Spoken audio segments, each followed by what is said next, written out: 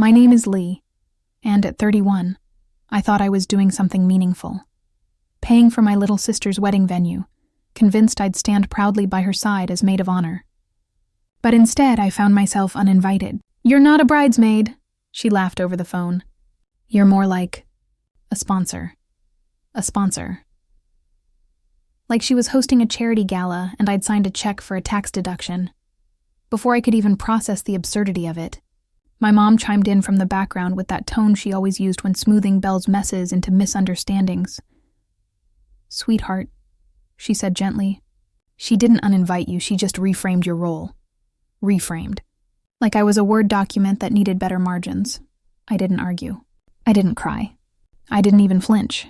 I just said, "Okay," in a voice that sounded like it belonged to someone else. Then I quietly opened my laptop, went to the shared wedding drive, and stared at all the files I'd built, the playlist, the invites, the slideshow. And because my sister's sense of follow-through was about as consistent as her skincare routine, she'd forgotten to revoke my access. That's when I made my own little change. But we'll get to that. See, when someone tells you you've been reframed, and not in the cozy, Instagram filter kind of way, your brain doesn't process it right away. It glitches. It freezes. You need a minute, or several, to understand that what's really being said is, "You're no longer important enough to stand next to me." It all began the way emotional train wrecks always do, with optimism, delusion, and a group chat that should have been a crime scene. 6 months before the wedding, I'd made the fatal mistake of saying, "I'll help. I love my sister," I told myself. Family sticks together. I even convinced myself it might be fun. I have event planning experience and a deeply unhealthy attachment to spreadsheets. What could possibly go wrong? Everything, apparently. Belle, my 28-year-old little sister, has the ego of a Roman emperor and the problem-solving abilities of a raccoon in a jewelry store. She believes her being younger somehow grants her seniority, like youth itself is a managerial position. But I went along with it. I told myself maybe, just maybe, this would be the thing that finally brought us closer. Maybe I'd prove once and for all that I was the responsible one, the sister who could keep things organized, pleasant, and on budget. So, when she forgot her wallet at the venue viewing, I paid the deposit. And when she forgot it again for the next 3 weeks, I covered that too. I handled the contracts, the vendor emails, the timelines, the playlist, the slideshow. I even lent her my sacred event planning template, a perfectly color-coded masterpiece that I'd refined over years. She renamed it Chaos, Spreadsheet, Master, Final, Use This One. I should have seen that as a warning, but for a while, it was almost satisfying. Watching the little checkboxes fill up, seeing everything fall into place. I did that. It made me feel useful.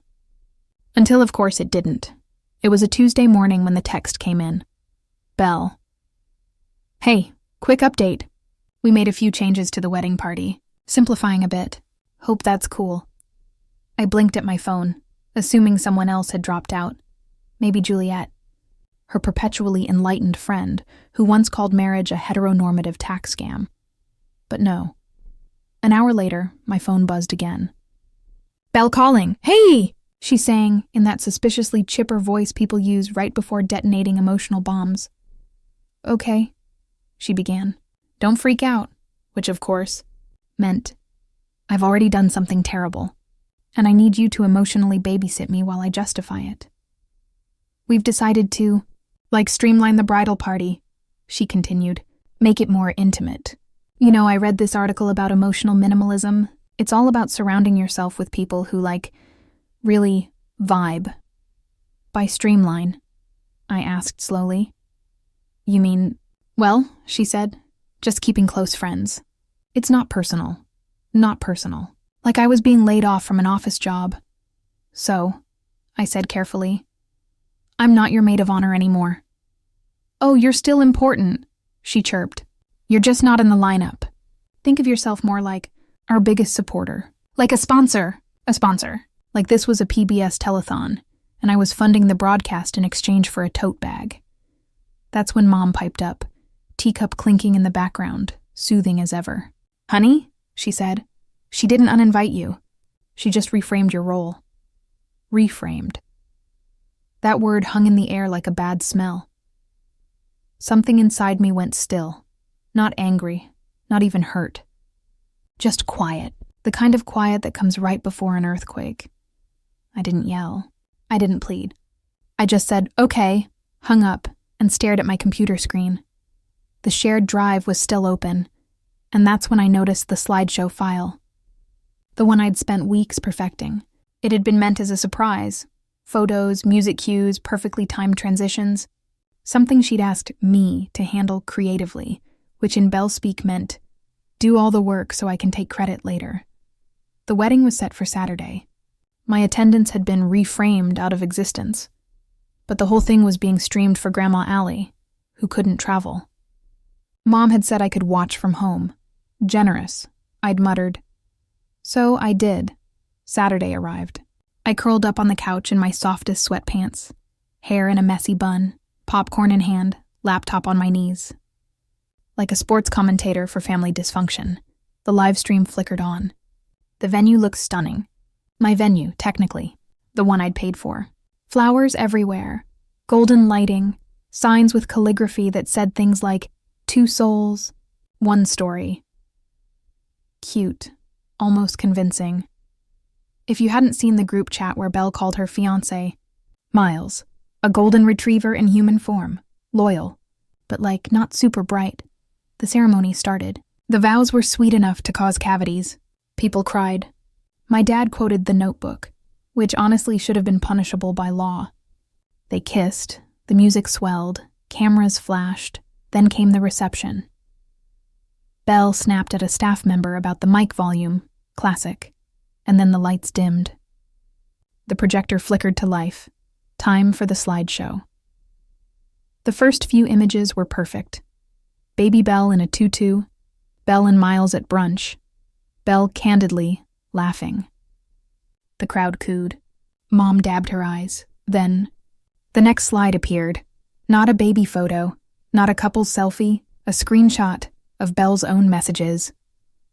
Her own words, on screen clear as day, her private text trashing her friends, mocking the bridesmaids' dresses, calling Miles's mom a walking beige cardigan.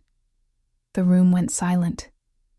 Belle's face, glowing 1 second, ashen the next, froze on camera. Her mouth opened but no sound came out. Then she started yelling. I muted the stream and tossed a handful of popcorn in my mouth. Because really, what else was I supposed to do? I used to think being the older sister came with some kind of built-in respect.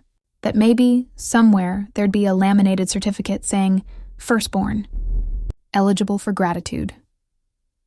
Spoiler, there's not. You get responsibility. You get invisible labor. You get to be the support beam holding up a house that was never built for you. Belle, she was fireworks and confetti. Chaos that everyone called charming. When we were kids, I'd do all the chores. She'd fluff a pillow and get praised for her artistic touch. I'd spend hours finishing her homework.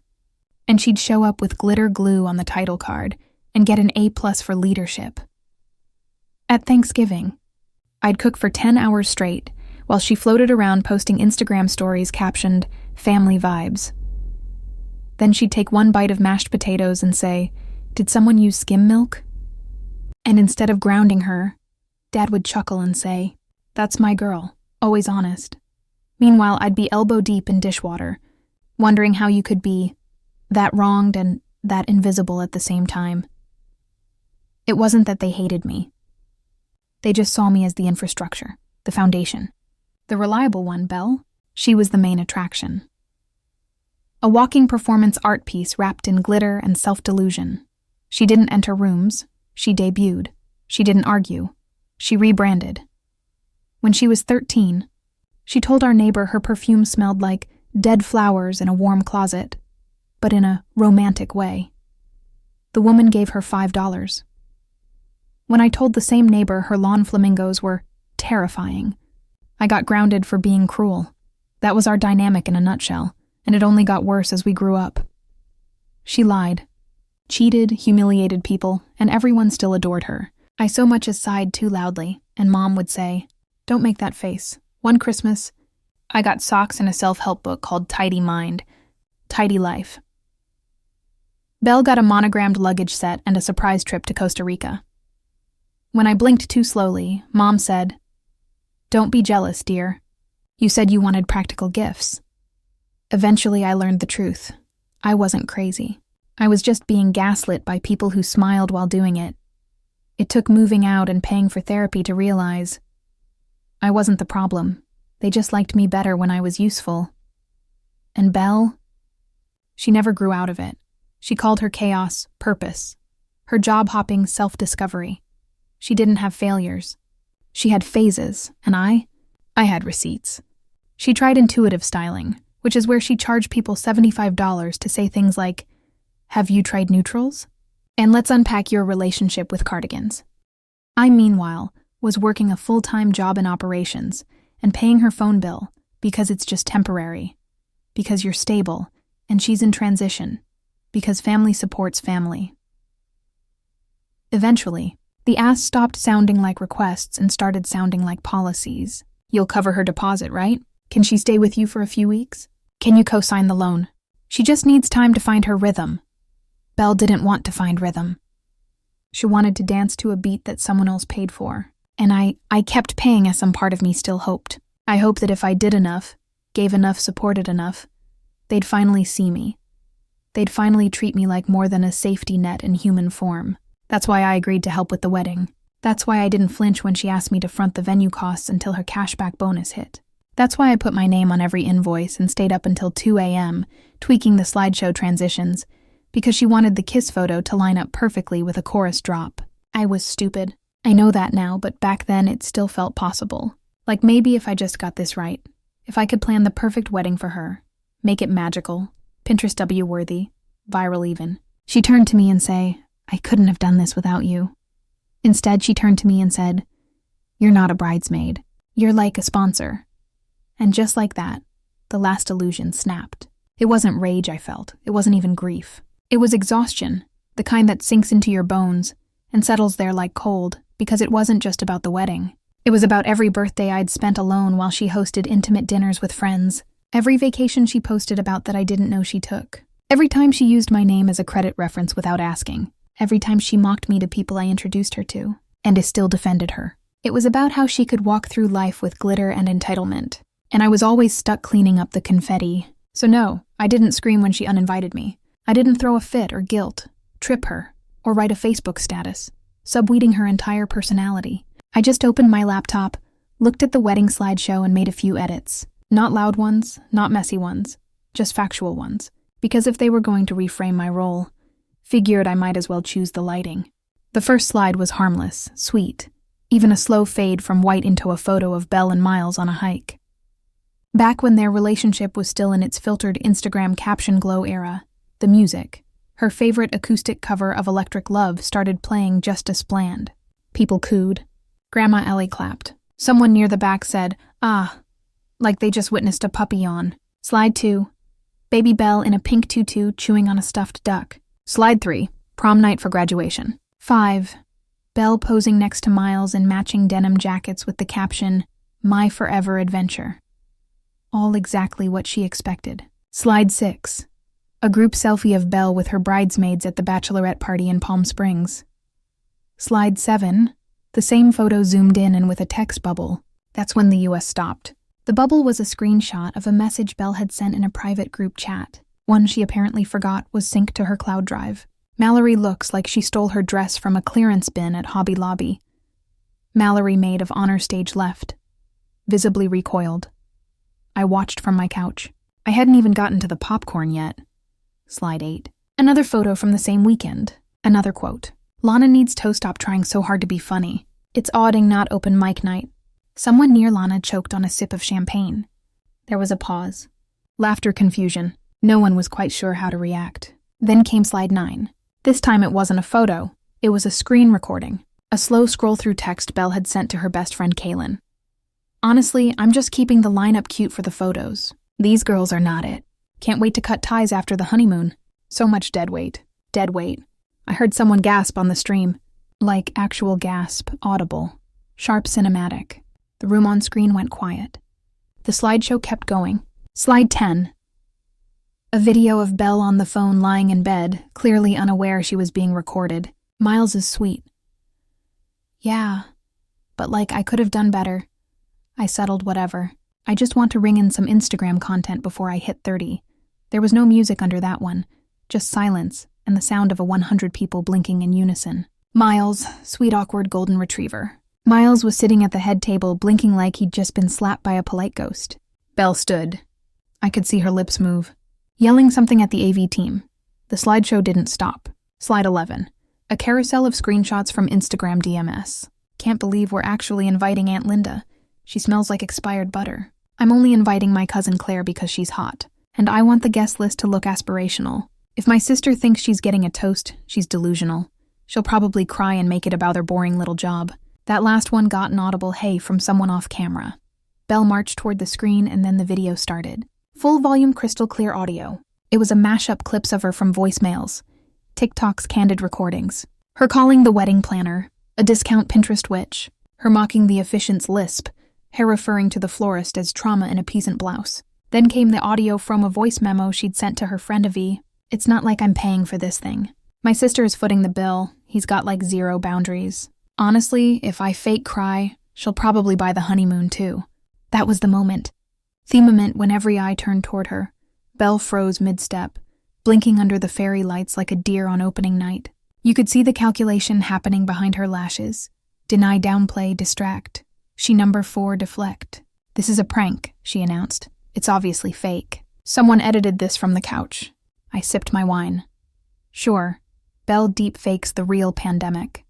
Someone Miles's aunt, I think, stood up and said, "Actually, I've seen that text." She sent it to me by accident. Once Belle turned crimson. You're all being manipulated. She's jealous I wasn't named, but the finger was pointed. Miles stood up. Is that true, he asked. His voice was soft but shaking. You said all that? Belle's eyes darted like she was looking for an exit hatch. That didn't exist. You're really going to take a video's word over me?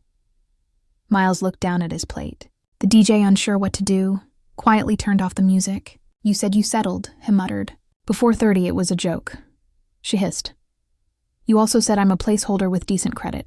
Yikes, the guest began murmuring. Then came the rustling of fabric, the polite clinks of people gathering their things. Someone at the back said, I'm not staying for cake. Another. Did she just call me deadweight? Lana stormed past the camera with her heels in her hand. Mallory walked out crying. Claire, the hot cousin, looked half amused, half disgusted. Then came the cherry on top, a final slide of spreadsheet. My spreadsheet, every invoice, every payment labeled highlighted. Venue paid by Lee, 6.2 florals paid by Lee, 140, DJ paid by Lee, sound 200, slideshow services free. You're welcome. I'd even included the breakdown of what she still owed me for the makeup artist deposit. Her emergency dental cleaning and the custom neon sign that said the Morganshire 2024, which I now assumed she'd want returned by the time the screen faded to black. Only the catering team and my parents were still in their seats. My mom was frozen. My dad was furiously texting someone. And Belle was standing in the center of the dance floor, holding one heel in her hand, mascara streaking down her cheeks, screaming at a wedding planner who'd already started packing up the projector. I watched the whole thing from my couch. I didn't cheer. I didn't gloat. I just ate my popcorn, because sometimes the truth doesn't need a microphone. It just needs a moment and maybe a little good lighting. You think the chaos would have ended with the wedding? It didn't. What I did wasn't some one-night explosion. It was demolition controlled, precise, and designed to collapse. A structure that never should have been standing in the first place by the time Belle's wedding reception hit the 2-hour mark. The dance floor was empty. The cake had been packed up untouched, and the only thing left playing on the projector was Thevenue's default slideshow loop, a rotating ad for their summer allotment packages. I logged off the live stream the same way I'd logged off the family group chat, 3 weeks earlier, quietly, permanently, with one last message left in red. I figured that would be the end of it. Spoiler, it wasn't. The next morning, my phone blew up. Missed calls, voicemails, a barrage of how could you text from numbers I hadn't saved in years. One bridesmaid sent me a voice memo sobbing, which turned into screaming. Then back to sobbing again. A groomsman just texted me. Honestly iconic. But the real fun began with my mother. She didn't call right away. No, Karen waited until the dust settled. She needed time to rehearse. When she finally did reach out, it wasn't to ask how I was or why I did it or what drove me to that point. It was to say, "Your little stunt ruined the wedding. Your sister might be getting divorced. Are you proud of yourself?" I didn't answer. I was too busy making coffee and updating my banking passwords. But let's talk about the divorce part because yes, that happened apparently. Miles packed a bag the morning after the wedding and left a note that said, "I don't want a life where I'm the punchline." He moved back in with his brother and deleted all his wedding photos from Instagram. Belle posted a cryptic black and white selfie with the caption, "Sometimes love means letting go." No one liked it, not even my mom. A week later, Belle tried to text me, "You destroyed the best day of my life. You'll never know what that feels like." Which is hilarious, really, because technically, I built the best day of her life. She just didn't like it. Once the lights came on and the illusion wore off, I didn't reply. Instead, I opened the shared family spreadsheet. Yes, we had one. She never left it, and quietly removed my name from every recurring charge card payment gone. Phone bill canceled streaming services. Password changed utilities. Best of luck, darling. For the first time in years, I wasn't bankrolling someone else's personality. Q. Another call from Mom. She's heartbroken. "Lee, this isn't the time to pull support. What kind of sister does that?" "The unpaid kind," I said. Then hung up. Things escalated quickly after that. Apparently, Belle had built her entire lifestyle money. Petey's meal kits, makeup hauls on the assumption that I'd always be the invisible hand. Swiping the card once that stopped. Reality hither like a brick through a glass coffee table. She couldn't afford any more. She missed rent twice. Her landlord called me. I politely suggested he contact the tenant, listed on the lease. She tried crowdfunding her post-wedding reset fund. Raised $30. Half of it was from someone named Justice for Miles. Then came the tantrum. He posted a real unhinged, over-filtered, ranting about betrayal and narcissistic siblings. She even added a piano track underneath like she was auditioning for her own trauma docu-series. But my favorite part, she ended it by saying, "Some people are just born with black holes where their hearts should be." And then asked for donations. A week later, she moved back in with our parents, and I mean fully moved in bedroom, bathroom ring light and all. They had to unplug the treadmill to make space for her nightstand. That's when my parent is really panicked. Because here's the thing, I wasn't just Bella's sponsor. I was theirs too quietly, stupidly. And for years, when my dad lost his job in 2020, I covered the mortgage when Mom Scar died. I co-signed the loan.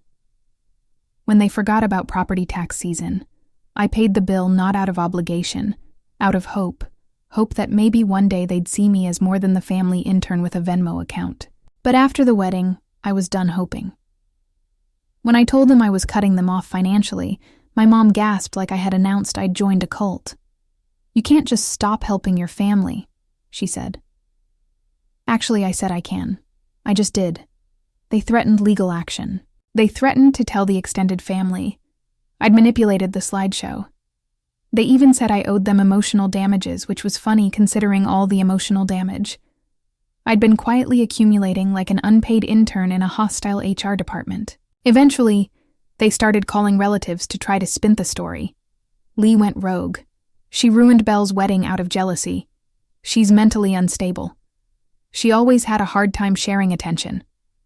But here's the thing about modern relatives.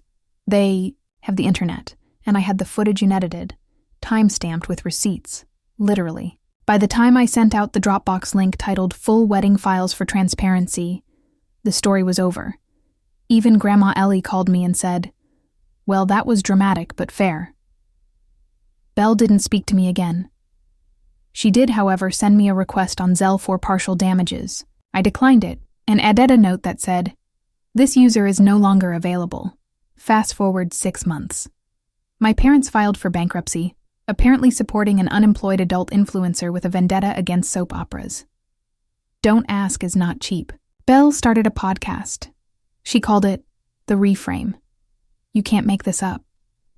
She has 13 subscribers and 3 one-star reviews, all from Bridesmaids. And I meanwhile moved to a new apartment top floor. No roommates, no surprises. I started freelancing full-time. Built my own consulting business. One of my clients found me through a tweet that said, "Whoever made that wedding slideshow is my personal hero. I printed that and hung it over my desk. And my favorite part, peace. Not forgiveness, not reunion. Not closure, just peace. The kind that sits in your chest like a warm mug of coffee. The kind that doesn't need to be announced or justified. The kind that doesn't come with screaming or spreadsheets, just silence and choice, and the knowledge that when people show you what you mean to them, you can believe them, and then you can leave anyway." That's the story. Did I go too far? Or not far enough? Let me know in the comments. I'm genuinely curious where the moral line is these days, and if I crossed it in heels, or just danced near it with a slideshow, remote in hand. Oh, and if you've ever been the family sponsor yourself, feel free to hit that subscribe button. I promise no slideshow required.